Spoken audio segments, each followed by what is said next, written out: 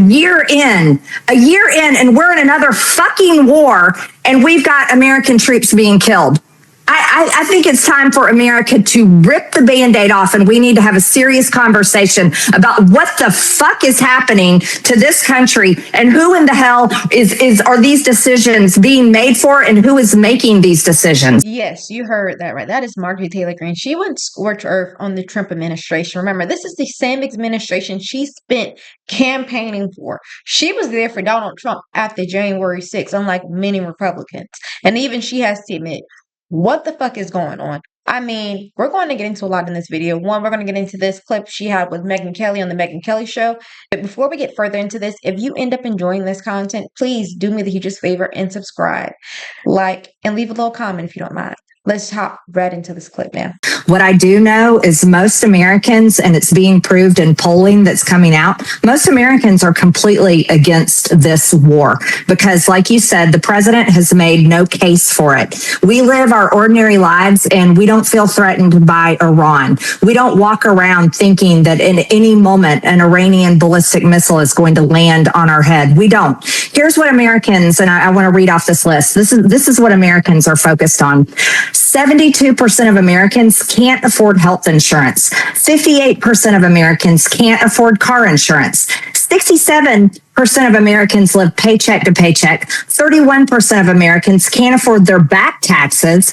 50% of Americans are in credit card debt, massive credit card debt. That's where we are in America. And I campaigned with the president. As a matter of fact, I was one of the only Republicans that was out there for Donald Trump when the rest of the neocons, by the way, that are just cheering him on now, had abandoned him and were trying to beat him in a primary and stop him from being president again. I was out there on the front lines for Make America Great Again. And Make America Great Again was supposed to be America first, not Israel first, not any foreign country first, not any foreign people first, but the American people first in our problems. And God bless the Iranian people.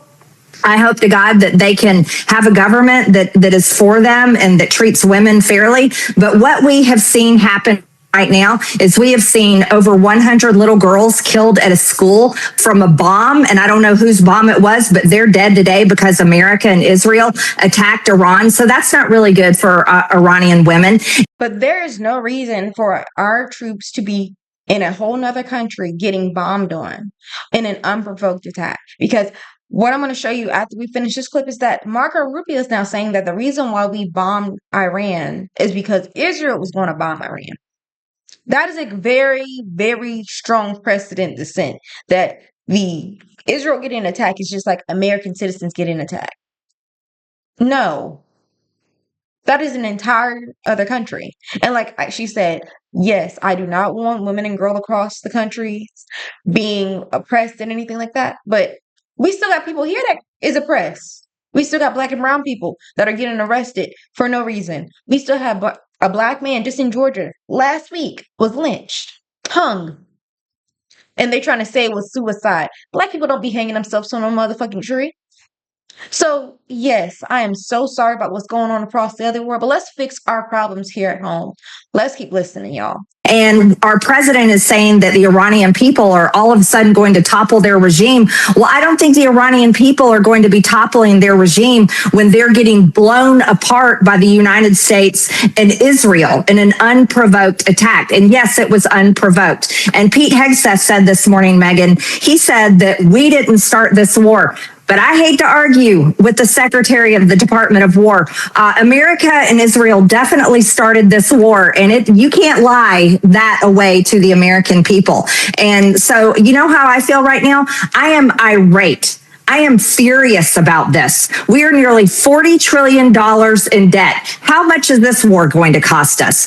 We have seen enough of our American troops dead and murdered for foreign countries. And now we've had 4 dead and murdered, just like you said, for Israel and for the Iranian people, not for the American people. And I don't want to see any more dead and murdered. Our military is filled with some of the greatest people from our country, and God bless their families who are probably losing their minds right now, terrified that their son or daughter or their husband or wife or brother or sister may come home in a flag draped coffin. And then we have the president who, by the way, Megyn, this really needs to be said. Donald Trump has said repeatedly on camera and in interviews, he doesn't think he's going to heaven. Well, I want to ask a question, a serious question. What is in his mind? What is his mental state? If he doesn't think he's going to heaven and he is a man towards the end, he's in the fourth quarter, he's towards the end of his life. How does that pan out for the rest of us when we have a president of the United States who doesn't think and is convinced he's not going to heaven? What does that mean his decision making is? He already said to the New York Post today that he doesn't care about the polling. He doesn't care about what the American people think, and he may put troops on the ground. He took this is going to be a few-day war, to now it's going to be maybe 4 weeks or more. I want to say, what is happening to the man that I supported, you supported, the man that denounced what happened in Iraq, the man that said no more foreign wars, no more regime change, promised it on the campaign. J.D. Vance promised it. Tulsi Gabbard promised it. All of them promised it. And we're a year in, and we're in another fucking war, and we've got American troops being killed. I think it's time for America to rip the Band-Aid off, and we need to have a serious conversation about what the fuck is happening to this country and who in the hell are these decisions being made for, and who is making these decisions. What she's saying right there is like really important. First of all, I'm glad that she pointed out, which Democrats have been saying for a minute. This man has been saying over and over and over again that he's not going to go to heaven. And I don't think he's going to go to heaven either, given what we think is in these files. But I don't want nobody running my motherfucking country that don't think they're going to go up there. I don't. Because if you already think you're going down here, what is there for you to want to do good, put out good? You're going to keep putting out negative bullshit. And for her part, I will say Megyn Kelly, because we all know how she tried to justify pedophilia. Megyn Kelly, for her part, was on the right side of this issue, at least for now. Some divisions over what we've done here, and people are going to change their minds over the coming days and weeks, one way or the other. But my own feeling is no one should have to die for a foreign country. I don't think those 4 service members died for the United States. I think they died for Iran or for Israel. I think I understand how this helps Iran perfectly well. I get it. I mean, I hope. Long term, we'll see. But they seem rather jubilant. 80% of the country does not support the Ayatollah. He was a terrible, terrible man. No one's crying that he's dead. No normal person. But our government's job is not to look out for Iran or for Israel. It's to look out for us. And our government's job is to look out for us. They keep telling us that the reason why they couldn't extend the ACA extension credits was because we could not afford it. The reason why they are pulling back on Medicaid and Medicare is because we can't afford it. The reason why they're pulling back on food stamps is because we can't afford it. But we can afford war. We can afford war. And I don't think they understand. There's a reason why the Iranian people do not like us. If you want to know why, just do a simple Google of America, Iran, 1953. They could have had democracy, but America got into it because we wanted the oil underneath their fucking ground. So for us to even attempting to do regime change again, when we already know that it does not work, for us to be attempting to do anything with war, especially when it costs us billions of dollars, trillions of dollars, when we can't even afford healthcare, people can't afford their rent, their mortgage. Are you fucking crazy? And the fact that we did this not because of an imminent threat, which is the justification they were trying to give us, Scott Jennings.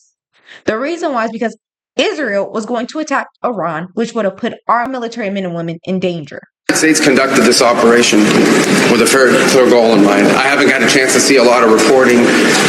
I don't understand what the confusion is. Let me explain it to you, and I'll do it once again as clearly as possible. Perhaps you'll report it that way. The United States is conducting an operation to eliminate the threat of Iran's short-range ballistic missiles and the threat posed by their Navy, particularly to naval assets. That is what it is focused on doing right now, and it's doing quite successfully. I'll leave it to the Pentagon and the Department of War to discuss the tactics behind that and the progress that's being made.